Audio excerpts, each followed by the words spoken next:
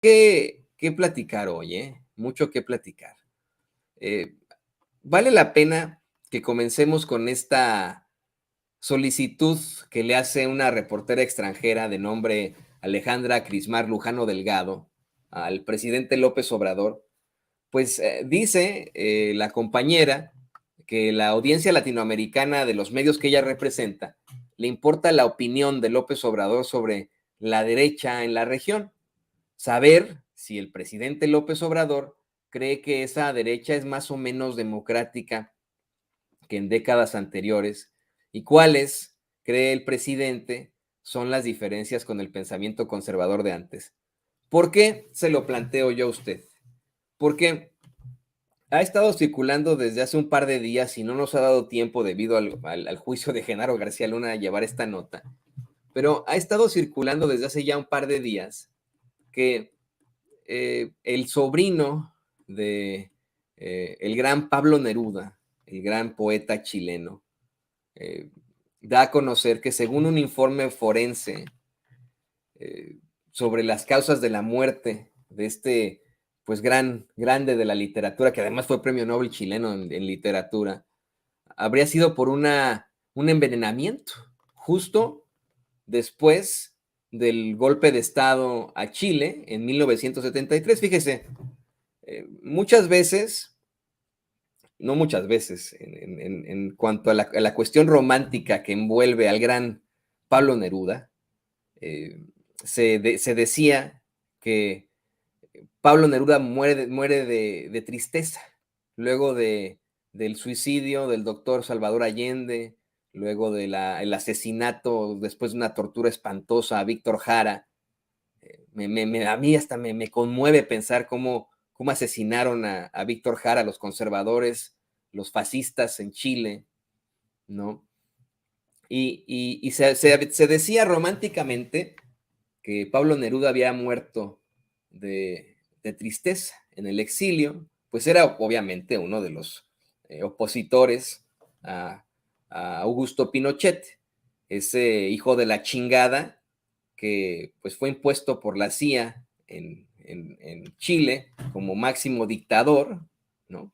Y que estableció un régimen de sangre y muerte durante décadas en ese gran país, en Chile, y que nunca enfrentó las consecuencias. En su autoexilio en Europa fue pues encontrado culpable de delitos de lesa humanidad, de genocidio, y aún así se mantuvo en arresto domiciliario hasta que murió y seguramente entró al lugar del castigo y de las llamas. Eso, bueno, lo piensa uno que es creyente.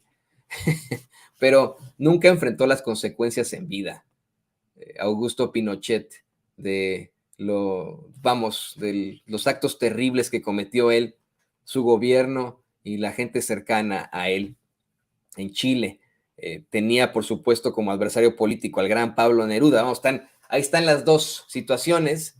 Y Pablo Neruda, días después del golpe de Estado en Chile, ya en el exilio eh, a México, se determina que fallece, ¿no?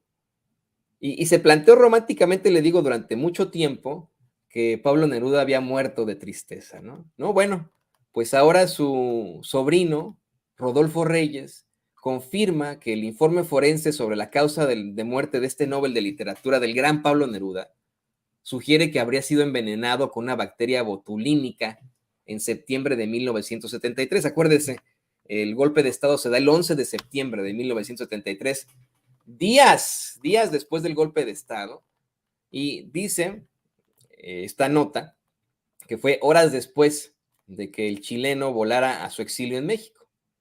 Esto, insisto, eh, echaría por tierra la versión oficial que se ha sostenido por años de que Neruda murió de cáncer de próstata, ¿no? Pero le decía, románticamente se decía que murió de tristeza después del golpe militar. Y el reporte sale a la luz días antes de que un grupo de expertos forenses de Canadá, Chile y Dinamarca entregue este informe que establecería si el poeta fue envenenado o si murió de cáncer.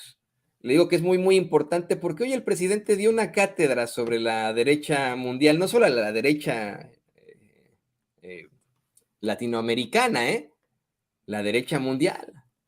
El presidente le dice a esta compañera reportera extranjera que es la misma derecha, solo que la actual es más simuladora.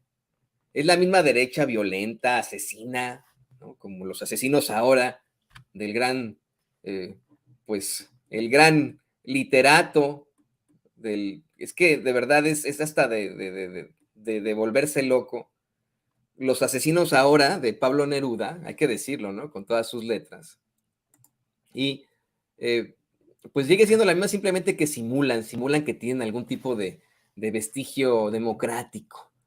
Dice López Obrador que ahí tenemos el ejemplo de España, una derecha sin duda franquista, pero que simula tener vestigios democráticos con este partido de ultraderecha Vox, que hasta neonazi es. Y dice que lo mismo pasa en Chile, precisamente, que ya no está Pinochet, ¿no?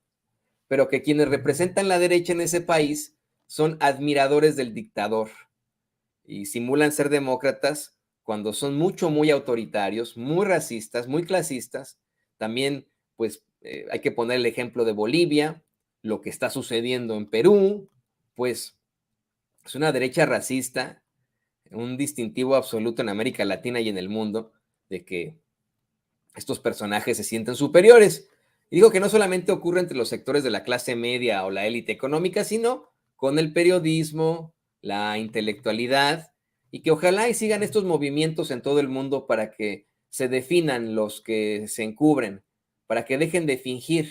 Pues hay periodistas que supuestamente decían en México ser independientes y de la llamada sociedad civil, pero ya enseñaron el cobre, ya nos mostraron su verdadero rostro, dice López Obrador, porque vivimos en tiempos de definiciones, porque ya no hay para dónde hacerse y ya no hay un justo medio, ya que estamos en una transformación.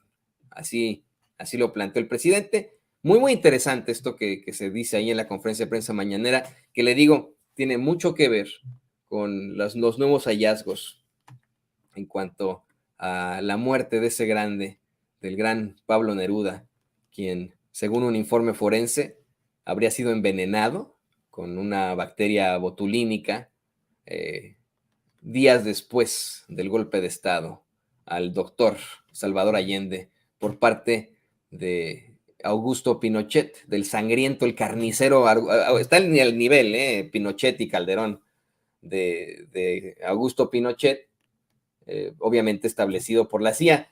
Otro dato interesante en todo esto es que a Estados Unidos, y esto está documentado en libros de historia, no estoy diciendo una teoría de conspiración ni nada, para Estados Unidos fue hasta cierto punto una situación cuestionable dentro del gobierno el haber apoyado a Pinochet y el haber establecido ese golpe de Estado en Chile. Se lo cuento porque se establece en un gobierno que fue muy cuestionado por los mismos estadounidenses y que terminó siendo echado, ¿no? El representante de ese gobierno era nada más y nada menos que Richard Nixon, quien como Genaro García Luna grababa a todas las personas que llegaban ahí a la oficina oval y después de un escandalazo fue obligado a renunciar, puesto que imagínese usted, el presidente de la nación más poderosa, iba a enfrentarse incluso a la cárcel. Bueno, consigue que simple y sencillamente renuncie Richard Nixon, pero fue en el mandato de Richard Nixon en el que se estableció, junto con este tipejo que tenía de secretario de Estado Kissinger, el golpe de Estado en Chile. Y los gobiernos subsecuentes se arrepintieron de esto. Bueno, dijeron, no, es que nos dejó un paquetote, ¿no? Así, en definitiva, pero un paquete terrible. Tenemos ahí las problemáticas a las que se enfrentó, por ejemplo, Gerald Ford, Jimmy Carter, que por cierto sigue vivo, está por cumplir, o ya cumplió más de 100 años, ¿verdad? Corríjame, compañero, ya te decía, es un señor centenario. Bueno, Jimmy Carter, el mismo Ronald Reagan tuvo una relación de amor y odio con Pinochet, y por supuesto Bush padre y Clinton. Todos estos expresidentes, después de Nixon, vieron también la posibilidad de quitar a Pinochet, pero a buenas a primeras se salió con la suya, a pesar de que hubo, esto está documentado, ¿no? intenciones de intervenir en Chile una vez más, ¿no? Fue hasta que tuvo su autoexilio en Europa que enfrentó las consecuencias. Y bueno, le